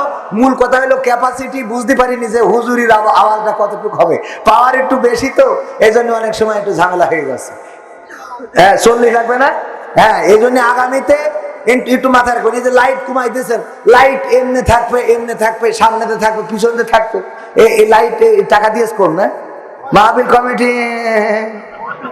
হ্যাঁ, এই জন্য মাহফিল কমিটি চেয়ারম্যান একটু মাঝে মাঝে একটু মাহফিল বাজেট দেওয়া যায় কিনা দেখেন না, কিছু বাজেট তিরানে 4 মাইল মারি দেবেন যে মাহফিলের জন্য দিয়ে দিলাম। লাগবে না এই কথা কই, তো লাইট 3টে লাগাই বসে দেখা যাচ্ছে না। ও আমার ভাইয়ারা, আগামীতে কোরআনের জন্য যদি ডাক আসে, ইসলামের জন্য যদি ডাক আসে, দিন কায়েমের জন্য যদি ডাক আসে, এই মাসটা চলে গেল ফেব্রুয়ারি মাস, এখন কি মাস? আজকে মাস, স্বাধীনতার মাস, মনে আছে তো? ফোন দিলি শোনা যাচ্ছে না? এবারের সংগ্রাম স্বাধীনতার সংগ্রাম, এবারের সংগ্রাম মুক্তির সংগ্রাম, আওয়াজ পাচ্ছি না। 1971 সালের রেসকোর্সের ময়দানে স্বাধীনতার মহান স্থপতি বঙ্গবন্ধু শেখ মুজিবুর রহমান ডাক দিয়ে বলেছিলেন, তোমাদের যা কিছু আছে তাই নিয়ে শত্রুর মোকাবেলায় প্রস্তুত থাকো। মনে রেখো, এবারের সংগ্রাম স্বাধীনতার সংগ্রাম, এবারের সংগ্রাম মুক্তির সংগ্রাম। সেই আওয়াজ বাংলাদেশের মানুষ শুনেছিলেন। বাংলাদেশ বেতারের মাধ্যমে রাজপথে নেমেছিলেন, লড়াই করেছিলেন, সংঘাত করেছিলেন, 9টি মাস লড়াই করে বুকের তাজা রক্ত ঢেলে দিয়ে প্রমাণ করেছিলেন বীর বাঙালি রক্ত দিতে জানে, কিন্তু বাংলাদেশের মানচিত্রের অধিকার ছেড়ে দিতে জানে না। ঠিক না বেঠে? 1952-তে 21শে ফেব্রুয়ারি সালাম, রফিক, শফিক, জব্বার, বরকত তারা বুকের তাজা রক্ত ঢেলে দিয়ে প্রমাণ করেছিলেন রক্ত দিতে জানি, শহীদ হতে জানি, কিন্তু মায়ের ভাষার অধিকার ছেড়ে দিতে জানি না। সেই বীর বাঙালিকে আর একবার জাগতে হবে। সেই জায়গাটা হবে কোরআনের জন্য জেগে ওঠা, সেই জাগ্রত হওয়া হবে ইসলামের জন্য জাগ্রত হওয়া, দিন কায়েমের জন্য, ইসলাম কায়েমের জন্য, আল্লাহর জমিনে আল্লাহর দিন প্রতিষ্ঠার জন্য যদি সংগ্রামের ডাক দেয়া হয়, সেই সংগ্রামে প্রস্তুত থেকে, সেই সংগ্রামে সাড়া দিয়ে, বুকে কোরআন বেঁধে রাজপথে থেকে যদি বুকের তাজা রক্ত ঢালতে হয়, রক্ত ঢালবো, শহীদ হব, তারপরেও বাংলার জমিনে কোরআনের রাজ কায়েম করবো ইনশাআল্লাহ। এই শপথে রাজি আছেন কারা কারা? দেখতে চায়। খুলে সিয়াম দিল খুলে, সত্য ন্যায়ের সাধিত দিন আশুক দুলে দুলে, আশুক দুলে দুলে। আমর বিল মারুফের রাত, আমর বিল মারুফের রাত, আমর বিল মারুফের রাত। সিয়াম দিল খুলে, সিয়াম দিল খুলে, সত্য ন্যায়ের সাধিত দিন আশুক দুলে দুলে, আশুক দুলে দুলে। ছড়িয়ে পড়ুক ঘরে ঘরে, ছড়িয়ে পড়ুক ঘরে ঘরে, বেচাইন বেহাল জানো কি জানো, বেহেশতি বেলাল যে, বেহেশতি বেলাল, বেহেশতি বেলাল যে, বেহেশতি বেলাল। নেহি আনিল মুনকারের কাজ, নেহি আনিল মুনকারের কাজ, নেহি আনিল মুনকারের কাজ। এবারে শুরু হোক, এবারে শুরু হোক। মাহে রমজান গড়তে এলো সেই কাজেরই লোক, সেই কাজেরই লোক। নেহি আনিল মুনকারের কাজ, নেহি আনিল মুনকারের কাজ, নেহি আনিল মুনকারের কাজ, নেহি আনিল মুনকারের কাজ। এবারে শুরু হোক, এবারে শুরু হোক। মাহে রমজান গড়তে এলো সেই কাজেরই লোক, সেই কাজেরই লোক। জঠর জ্বালায় বুঝে নাও হে, পেটের জ্বালায় বুঝে নাও হে, গরিবের মেলাল জানো কি জানো, বেহেশতি বেলাল যে, বেহেশতি বেলাল, বেহেশতি বেলাল যে, বেহেশতি বেলাল। রমজানের ওই সওগাত লয়ে, রমজানের ওই সওগাত লয়ে হাসে দূরে আল হেলাল জানো কি জানো, বেহেশতি বেলাল যে, বেহেশতি বেলাল। প্রাণের প্রিয় হুজুর, আমি আপনার প্রিয় ভক্ত। আমি একটা মেয়েকে ভালোবাসি, মেয়েও আমাকে খুব ভালোবাসে, কিন্তু মেয়ের পরিবার মেনে নিচ্ছে না। এখন আমার করণীয় কি? ভালোবাসলে কি মেনে নেবে? ভালোবাসলে কি মেনে নেবে? মানবে? ভালোবাসলে মানে নেওয়া যাবে। করণীয় হলো ডাইরেক্ট বিয়ে করতে হবে, কোনো ভালোবাসাবাসি করা যাবে। পাবনায় গেলাম, একজন যুবক প্রশ্ন দিয়েছে, হুজুর আমি একটা মেয়ের সাথে প্রেম করেছি, মেয়ে নামাজি না, রোজাদার না, আল্লাহওয়ালা না, বোরখা পরে না, কোরআন পড়ে না, হাদিস পড়ে না, এইগুলো করে না। এই জন্য আমি তার সাথে প্রেমে লিপ্ত হয়ে তারে ভালোবেসে সব বুঝাইছি, বুঝাইয়ে বুঝাইয়ে তারে পর্দাশীলা বানাইছি, কোরআন শিখাইছি, হাদিস পড়াইছি, আল্লাহওয়ালা বানাইছি, নামাজি বানাইছি, তাহাজ্জুদ গুজারি বানাইছি। এখন ওই মেয়ে আমার সাথে প্রেম করতে চায় না। হুজুর বলেন এর জন্য ওর কতটুকু গুনাহ হবে? ও সব বানাইছে, এখন ওই মেয়ে ওর বিয়ে করতে চায় না। পাবনার ওই এলাকাটার নামটা ভুলে যাচ্ছে, চাঁদপুর বলে একটা এলাকা আছে। সেখানে আমি বললাম, ওরে আল্লাহর বান্দা, তুমি প্রেম যখন করেছো, সম্পর্কটা খারাপ, কিন্তু খারাপের মধ্য দিয়ে এমন কিছু কাজ করেছো যে কাজটা ভালো, কিন্তু এই ভালোটা আল্লাহর কাছে গ্রহণযোগ্য হবে না? হবে না। কিন্তু ভালো কাজের মধ্যে ভালো কিছু হয়ে গেছে, সেটা হলো ওই মেয়ে যখন কোরআন পড়া শিখেছে, কোরআনে পেয়েছে, আল্লাহ বলেছেন ওয়াকরনা ফি বুয়ুতিকুন্না ওয়ালা তাবাররাজনা তাবাররুজাল জাহিলিয়াতিল উলা। ওগো নারীরা, পর্দার মধ্যে থাকো, জাহিলি যুগের মেয়েদের মতো সেজে গুজে নিজেদেরকে প্রদর্শন করে বেড়ায়ও না। এই আয়াত যখন পড়েছে, ও তো পর্দা করে বেড়াবে, সেজে গুজে আর বেড়াবে না। ও তো কোরআন হাদিস মানার কারণে তোমার সাথে আর প্রেম করবে না। এখন কাজ হলো তার কি করা? তার তাড়াতাড়ি বিয়ে করা। এটা হলো, হ্যাঁ শেষ করি। ও টাকা চালি লোক থাকে, আমার তাই মনে হয় ওই টাকা চালি। হ্যাঁ, তো এই জন্য এটার ব্যাপারে বক্তব্য হলো ডাইরেক্ট বিয়ের প্রস্তাব পাঠাতে হবে। প্রেম মেনে নেবে না, মেনে নেওয়া যাবে না, যাবেও না। চেয়ারম্যান বশির সাহেব আমার ডান পাশে বাসা, নারায় থাকবে। চেয়ারম্যান সাহেব দিয়েছেন কত বলবো? 10,000 টাকা। নারায় থাকবে। আল্লাহ চেয়ারম্যানকে এনে খায়াত দাও, মনের স্বপ্ন পুরা করে দাও, আপনজনদের কবুল করে নাও, আবার যেন নির্বাচিত হতে পারে তৌফিক দান করে দাও। কালাপাড়িয়া হাফেজিয়া মাদ্রাসা এতিমখানার জন্য দোয়ার আহ্বান করেছে। মৃত সমীর উদ্দিনের দোয়ার জন্য 500 টাকা দান করেছে। আল্লাহ দানকে কবুল করো। মানোয়ার ভাই 5,000 টাকা। নারায়ে তাকবীর। আল্লাহ দানকে কবুল করে নাও, নেখায়াত দাও, মনের স্বপ্ন পুরা করে দাও। বলেন আমিন। কালাপাড়িয়া হাফেজিয়া মাদ্রাসা ওই এতিমখানার জন্য দোয়া করে লাভ নাই, ছাত্র দিতে হবে। কথা কয় না? আগে কি লাগবে? ছাত্র আর সাহায্য সহযোগিতা দরকার আছে না নাই? আমরা সারাদিন ধরে দোয়া করে তেমন কিছু করতে পারবো না। চেয়ারম্যান এই যে 10,000 টাকা মেরে দিল, এইটাই সবচেয়ে বড় কথা, ঠিক না বেঠিক? এই জন্যই আল্লাহ চাইছে, দোয়ার আগে চাইছে বিআমওয়ালিকুম ওয়া আনফুসিকুম, আগে মাল দাও তারপরে জান দাও। ওই খালি শুধু দোয়া করি বসে থাকলে হবে না।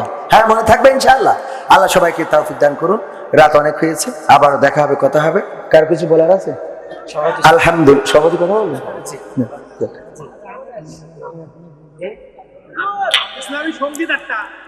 আগামী বছর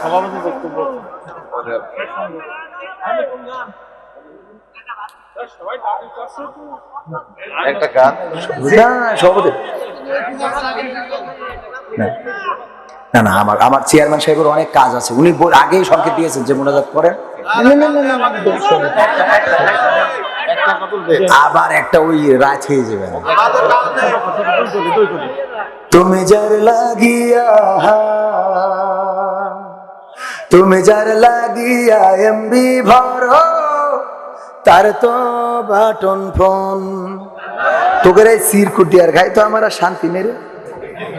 এই সিরকুট দিবা আর আমি বিপদে পড়বো। সেদিন এক জায়গায় সিরকুটটা হুজুর আপনার দেন, আর আপনি হ্যাঁ দাঁড়, আমি নিচি যখন পড়ি ফেলি। আসসালামু আলাইকুম প্রিয় হুজুর, আমি একজন আপনার খুদে ভক্ত। আমি একটা প্রতিষ্ঠানে পড়ালেখা করি, কিন্তু এইখানে আমার একটা হিন্দু বন্ধু হয়েছে।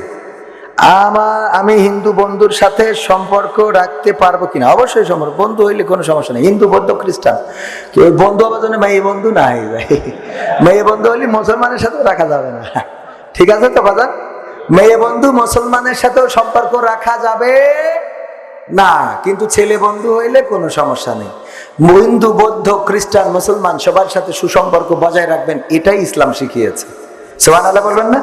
এটাই ইসলামের শিক্ষা। তবে আবার ওই সম্পর্ক বেশি রাখতে যে ওখানে যে এবার ঠাকুরের সামনে যে ওম শান্তি নম নম করারও দরকার নেই। এটুকু মাথায় রাখতে হবে, সে তার ধর্ম করবে, আপনি আপনার ধর্ম করবেন, বন্ধুত্বে কোনো সমস্যা নাই। কিন্তু এই বন্ধুত্ব যেন দিনহীনতা না করে ফেলে, দিনহীনতা না করে ফেলে। অনেকেই বন্ধুত্ব করে যে আমি ওরে ভালো বানাবো তাই বন্ধুত্ব করিস গাঁজাখোরের সাথে, করতে যে ইনি নিজে গাঁজা খাওয়া ধরিস, তাহলে ওর বন্ধুত্বের কোনো দাম আছে? এটা যেন না হয়। তুমি যার লাগিয়া, তুমি যার লাগিয়া এমবি ভরো, তার তো বাটন ফোন। ওরে কেমন করে বুঝবে রে সে, কেমন করে বুঝবে রে সে ডিজিটাল তোর মন। তুমি যার লাগিয়া, তুমি যার লাগিয়া এমবি ভরো, তার তো বাটন ফোন। তুমি যার লাগিয়া এমবি ভরো, তার তো বাটন ফোন। মেসেজ দিলে সিন করে না, দেয় না তো রিপ্লাই। ভিডিও কলে বলবা কথা, ক্যামেরা তার নাই রে, ক্যামেরা তার নাই। মেসেজ দিলে সিন করে না, দেয় না তো রিপ্লাই। ভিডিও কলে বলবা কথা, ক্যামেরা তার নাই রে, ক্যামেরা তার নাই। ওরা ডিজিটাল এই যুগ জামানাই, ডিজিটাল এই যুগ জামানাই, অ্যানালগ তার মন। তুমি যার লাগিয়া, তুমি যার লাগিয়া এমবি ভরো, তার তো বাটন ফোন। তুমি যার লাগিয়া এমবি ভরো, তার তো বাটন ফোন। প্রেম প্রীতি ভালোবাসা বিয়ের আগে নয়, মনের মধ্যে রাখো যুবক আল্লাহ তাআলার ভয় রে, পরকালের ভয়। ঠিক না বেঠে? প্রেম প্রীতি ভালোবাসা বিয়ের আগে নয়, মনের মধ্যে রাখো যুবক আল্লাহ তাআলার ভয় রে, পরকালের ভয়। ওরে তবেই তুমি মুক্তি পাবা, তবেই তুমি মুক্তি পাবা দোজখের আগুন। তুমি যার লাগিয়া, তুমি যার লাগিয়া এমবি ভরো, তার তো বাটন ফোন। তুমি যার লাগিয়া এমবি ভরো, তার তো বাটন ফোন। গানের মধ্যে মেসেজ আছে না নাই? বুঝতে পারছেন কিনা? একজন বোন স্বামী প্রবাসে দোয়াছে, 500 টাকা দান করেছেন, আল্লাহ দানকে কবুল করে নাও। আল্লাহ প্রবাসীর রিজিকে বরকত দান করে দাও, আল্লাহ মনের স্বপ্ন পুরা করে দাও। কিন্তু আমি যে গানটা আজকে বেইলি রোডের জন্য লিখিলাম, সুর ভুলে গেছি, চেষ্টা করবো একটু। এটা বেইলি রোডের জন্য।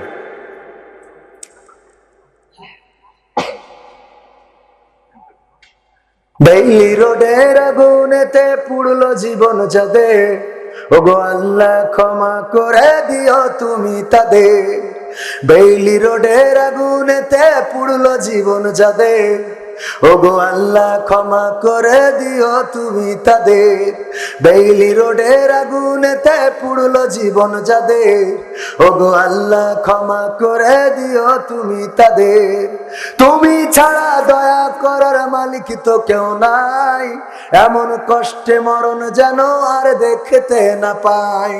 তুমি ছাড়া দয়া করার মালিক তো কেউ নাই, এমন কষ্টে মরণ যেন আর না দেখিতে পাই। কত কবর হচ্ছে খনন জীবন গেল যাদের, ওগো আল্লাহ ক্ষমা করে দিও তুমি তাদের, ওগো আল্লাহ ক্ষমা করে দিও তুমি তাদের। কেউ হারালো সন্তান, কারো কেউ হারালো ভাই, কারো আবার আপন বলে আর তো কেহ নাই। কেউ হারালো সন্তান, কারো কেউ হারালো ভাই, কারো আবার আপন বলে আর তো কেহ নাই। স্বপ্নগুলো চূর্ণ হলো জীবনটা বিষাদের, স্বপ্নগুলো চূর্ণ হলো জীবনটা বিষাদের, ওগো আল্লাহ ক্ষমা করে দিও তুমি তাদের, ওগো আল্লাহ ক্ষমা করে দিও তুমি তাদের। বনি আদম জলে কত দেখি অহর্নিশ, ঢাকা তো নয় সুখের শহর চারিদিকে বিষ। বনি আদম জলে কত দেখি অহর্নিশ, ঢাকা তো নয় সুখের শহর চারিদিকে বিষ। তার মাঝে ও জীবন চালাই নাই রে উপায় যাদের, তার মাঝে ও জীবন চালাই নাই রে উপায় যাদের, ওগো আল্লাহ ক্ষমা করে দিও তুমি তাদের, ওগো আল্লাহ ক্ষমা করে দিও তুমি তাদের। উন্নয়নের জিকির শুনি স্মার্ট বাংলাদেশ, লাগলে আগুন কয়লা হয়ে তারপরে হয় শেষ। উন্নয়নের জিকির শুনি স্মার্ট বাংলাদেশ, লাগলে আগুন কয়লা হয়ে তারপরে হয় শেষ। স্বপ্নগুলো হয় পুড়ে ছাই নসিব খারাপ যাদের, স্বপ্নগুলো হয় পুড়ে ছাই নসিব খারাপ যাদের, ওগো আল্লাহ ক্ষমা করে দিও তুমি তাদের, ওগো আল্লাহ ক্ষমা করে দিও তুমি তাদের। বেইলি রোডের আগুনেতে পুড়লো জীবন যাদের, ওগো আল্লাহ ক্ষমা করে দিও তুমি তাদের। বলেন আমিন।